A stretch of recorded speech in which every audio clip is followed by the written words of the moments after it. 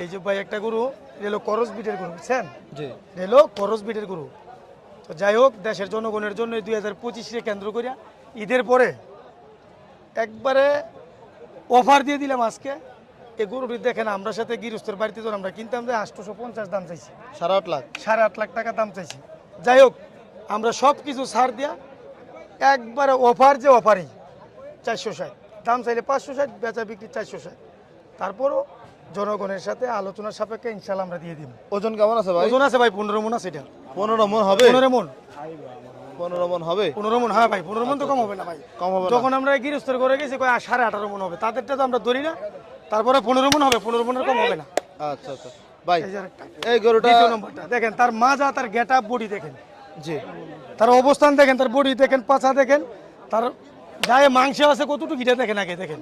জি জি। তো ভাই দাঁত যাই হোক, কয়টা ভাই? এটা হলো 4 দাঁত, 4 দাঁত।